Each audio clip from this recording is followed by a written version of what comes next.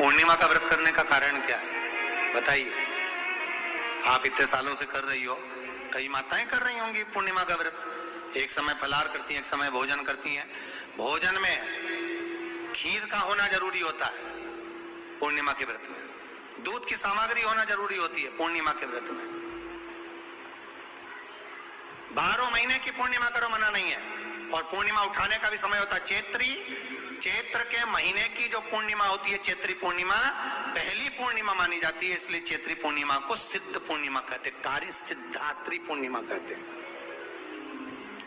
सिद्ध करने वाली मनोरथी पूर्णिमा कहते हैं।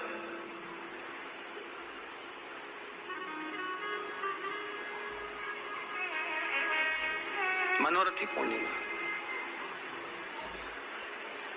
इसलिए पूर्णिमा का व्रत कहां से उठाया जाता है? चैत्र के महीने की पूर्णिमा से पूर्णिमा का व्रत उठाया जाता है कि मैं महीने की पूर्णिमा करूंगी तो चैत्र पूर्णिमा से उसको उठा लिया जाता है। और उसका एक नियम रहता है, आप फलाहार करें अपनी जगह पर एक समय भोजन कर रहे हैं अपनी जगह पर, भोजन के साथ में मीठे के साथ थोड़ा दूध की सामग्री होना जरूरी होती है।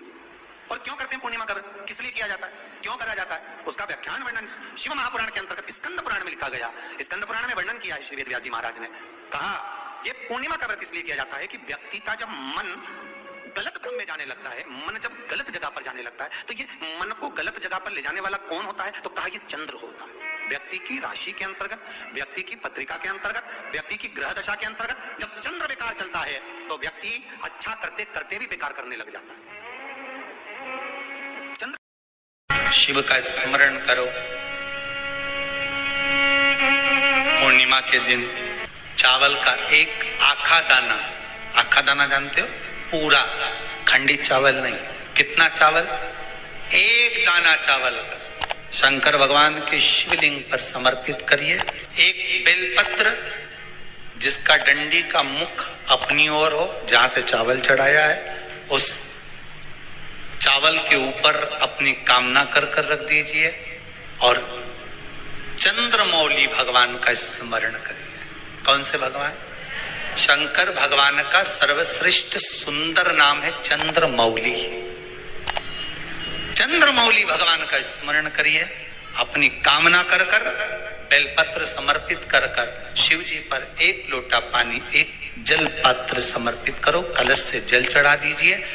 नैनों में वो जल लगाकर अपनी कामना कर वापिस घर को आइए।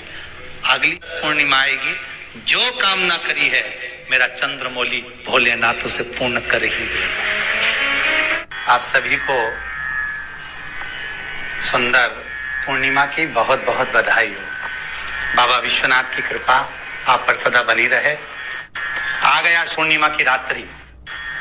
बड़े से बड़ी बीमारियां, बड़े से बड़े रोग, बड़े से बड़े कष्ट इस पूर्णिमा की रात्रि को छूट जाते। दमे की बीमारी, श्वास की बीमारी, अनिद्रा की बीमारी, रात्रि को जगना, ये सारी बीमारियां पूर्णिमा की रात्रि को अगर व्यक्ति अपने जीवन को सुखमय बनाए, अपने जीवन को आनंदमय बनाए तो सब छूट सकते। पूर्णिमा की रात्रि को पीपल के पत्ते 5 लेकर उसके ऊपर खीर डालकर रात्रि को खा लेने से महाराज दमे की बीमारी, श्वास की बीमारी रुक जाती है।